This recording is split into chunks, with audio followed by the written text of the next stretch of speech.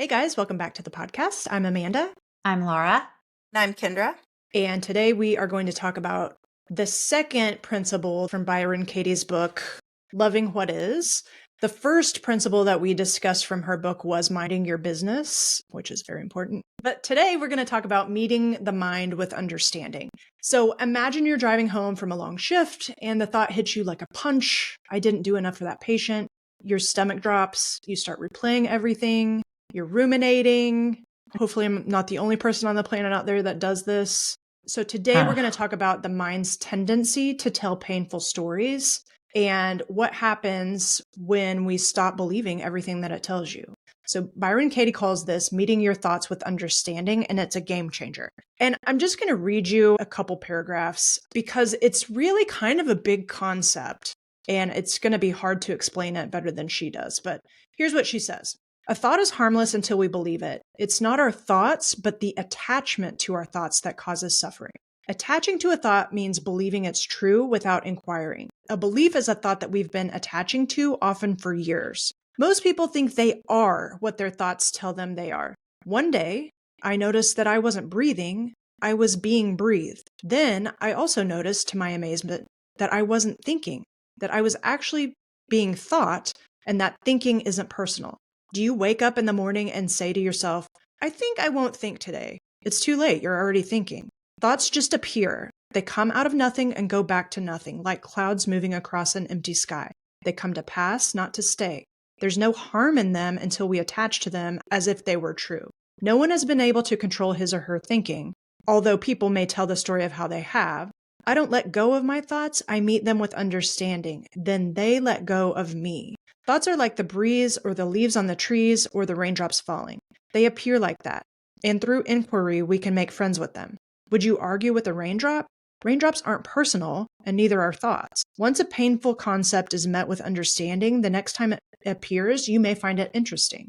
What used to be a nightmare is now just interesting. The next time it appears, you may even find it funny. The time after that, you may not notice it at all. This is the power of loving what is. Okay, what does that mean? Let's talk about it. I love that. I'm not sure. Have we talked about who Byron Katie is? I know we've referenced some of her. Maybe on the Minding My Business one. I don't know. Maybe. Okay. Well, I like to think of her as a modern philosopher.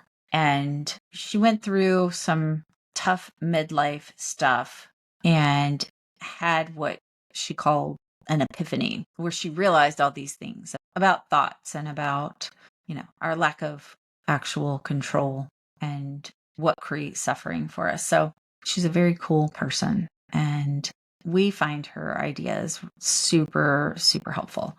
So one of the things that she says is a thought is harmless unless we believe it. This is really interesting. Psychologists talk about boundaries in terms of internal boundaries, containment boundaries, and protective boundaries. And the protective boundary is kind of outside of us and helps us filter information coming in and decide whether it's true or not true and whether we want to believe it. When we have no boundaries, as many of us who come into medicine come in with zero boundaries. That's why we accept what we accept during our medical training and careers, because we don't know how to have boundaries.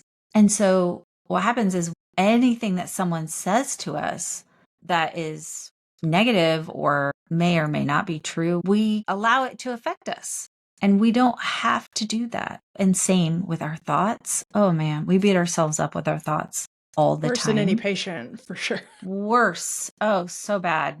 And that only hurts us if we believe it. It's so interesting because our lower brain will always be offering up thoughts that may have been helpful to keep us alive, but are not helpful to us to be happy and healthy.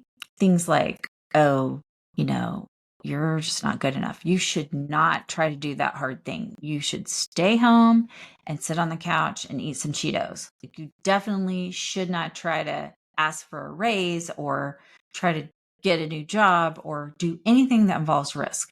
And if we can recognize with our higher brain, with our prefrontal cortex, that we could say, oh, that's just my limbic system trying to keep me feel safe, and not believe it, it doesn't cause harm. But when we believe it and we're like, oh, yeah, I shouldn't ask for that raise because they might think that I'm greedy. Well, is that helping us?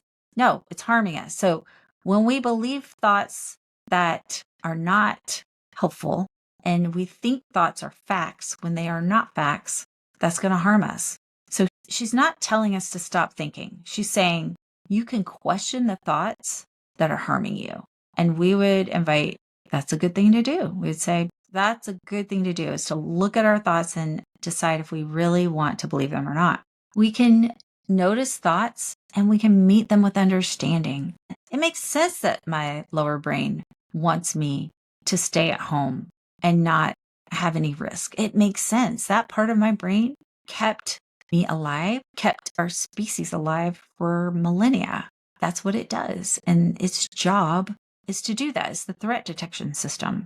So I can understand why it's acting like that. I can understand why it wants to critique the things that I'm choosing to do. And I can have compassion for it. And I don't have to believe it.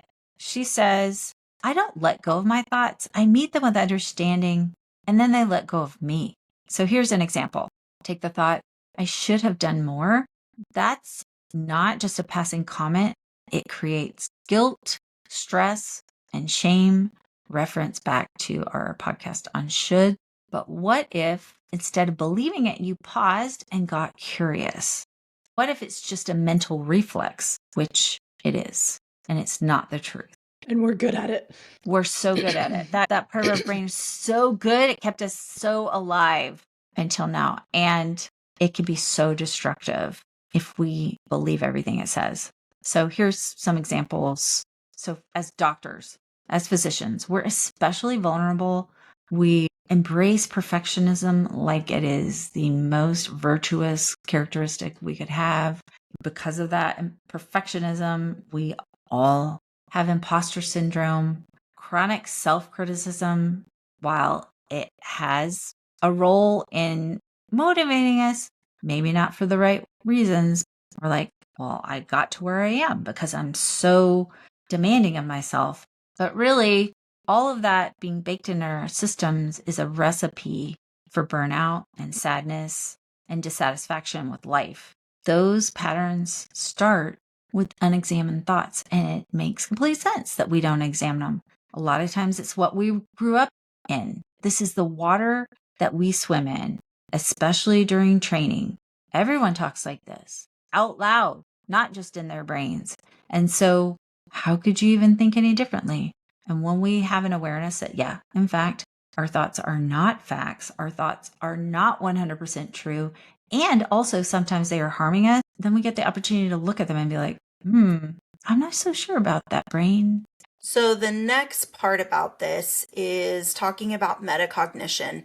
And if this is a new concept to you, metacognition is really about noticing your own thoughts. And sometimes this has to happen with you getting a pen and a paper and just starting to just write it all down. Everything that's coming up in that brain of yours, getting it down on paper. Sometimes that's easier to just barf it up on the paper than like sit with your brain and be able to kind of compartmentalize and be an observer. Sometimes you have to get it down. Then when you practice for a little bit, then you can start basically observing what is going through that brain. What are the thoughts that are coming in, which are true, which are not true. Basically, it's just observing each one or what's happening. Eckhart Tolle says it this way: you are not the voice in your head. You are the one who is aware of it. And that awareness is where your freedom lives. So for example, the thought could come up once or twice, and maybe it has in my career, I'm not a good enough doctor. That can actually appear like it's a flashing sign with bright lights and multiple arrows pointing to it with loud music drawing all the attention. But if you step back and think about it, it's real easy to get curious. I'm wondering why I am questioning whether I'm good enough doctor. Once you do that, you actually take the power out of that thought. So I was talking about this last night, actually, to my husband. We were talking about the amazing amount of variability in practice, like specialties, for example. I mean, there is a lot in EM, depending on where you trained and what you saw and how much you got to do. But we were talking about that. And like one of the things he mentioned was sometimes in training, especially he's a surgical specialist, the thought is like, I'm so academically smart, but I don't have the hands, or I can't tell my hands what to do. I can't guide them in the surgery. So the thought might be like, I'm terrible at surgery, but I'm super book smart, or I read all the literature, or I'll be good for academia, or I can just teach. I can't do. I don't know. Like, and just finding all of the evidence to support these like random thoughts that clearly aren't true. If you got to med school, made it through med school, or in a residency, you have all the potential in the world. But anyways, it's just a thought. Like, why is that you're even questioning if you have what it takes or if you're good enough? Just interesting to think, what's going on right now? So really making that transition to a more empowered thought. So the shift is from identification with the thought to observation of the thought. And that's where real change can happen, because like we talk about, we really challenge those thoughts. You start to ask, is that really true? Is it really true that I'm not a good enough doctor? Or could I find evidence in my life or facts, like certificates? Like if you have to stare at the certificates on your wall that are hanging framed all nice, that says, you have earned the degree, doctor of osteopathy, and you graduated, and I have my EM board certified certificate. I could stare at that. So if you just need something in your face that is giving you evidence, I don't know, I would invite you to remind yourself. But that's one of the parts about being an observer.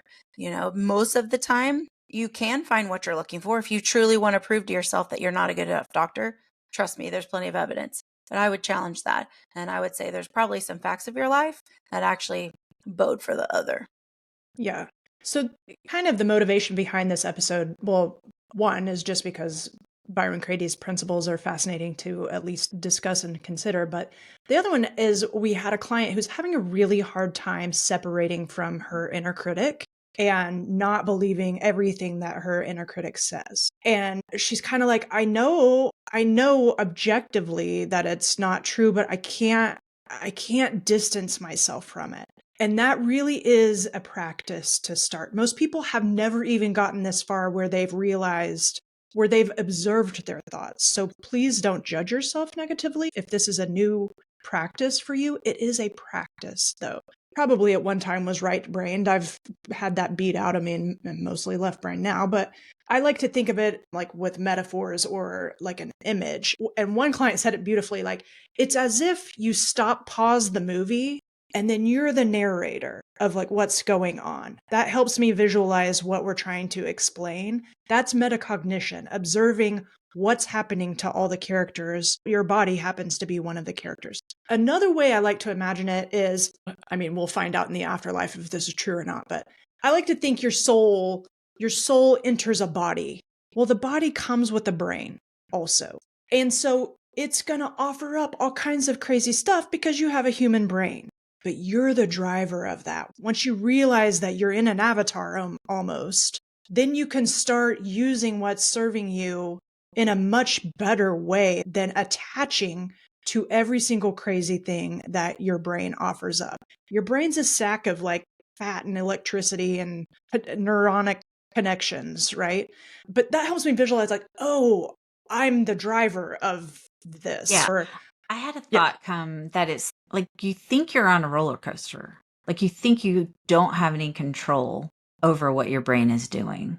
But then you wake up and realize you can drive it. You can drive it just like you would drive a car. Yeah. And that's what she says. One day she woke up and she was being breathed. Like she was in this body that was functioning without any thought whatsoever, without her like having any input on it. And the same thing with her thoughts. She wasn't choosing these thoughts. They were just being offered up. But then once she became aware of it, she can start to like fine tune that and start to drive the machine.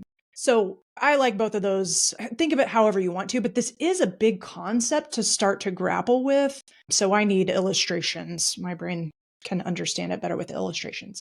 But let's start to apply this. So like a real world application would be, say you had a complication with a procedure or surgery, and your mind is automatically, because it's very well trained to do this, that was your fault. You shouldn't have missed that. You shouldn't have done it that way, and then you spiral into the death spiral of shame and everything else. But now you can pause and ask, is that true? And if your brain says, well, yes, then you say, are you 100% sure about that? And then you're like, well, all of a sudden you start getting the other side of the equation also. And you might be able to meet that thought with understanding when you realize that it's a neural loop that, hey, whenever we mess up, these are the thoughts that we flood our system with. And that's just how we do it in this machine. Okay, until now, though. Now I'm going to be like, okay, I get you. I know that served us in the past. It seems really useful, but I'm going to start driving this machine. And what I know is that this is keeping me down. This is not making me a better doctor. This isn't even helping my patients for me to be talking this way. And so on purpose, I'm going to choose another path. So maybe when your mind is offering this up, you can say, I did the best I could with the knowledge I had, or this experience will make me more attentive going forward.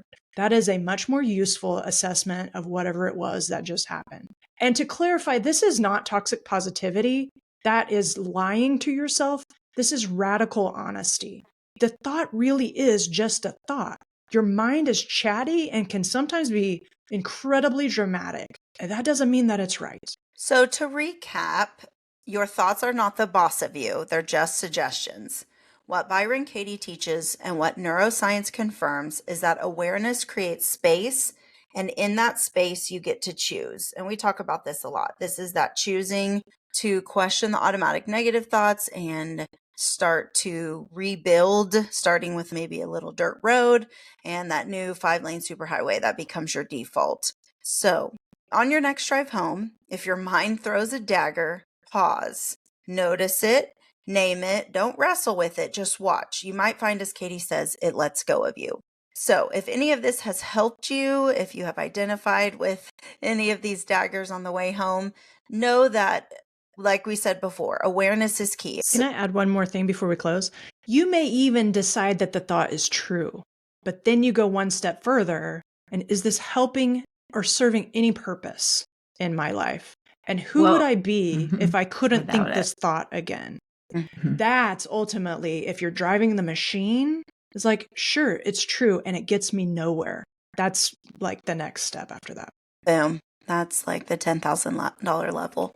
If you have any experiences about what we talked about, or you just want to chit chat with us, obviously, we always invite you to scroll down, click the link, meet with one of us, or send us an email, podcast@thewholephysician.com. We'd love to hear from you.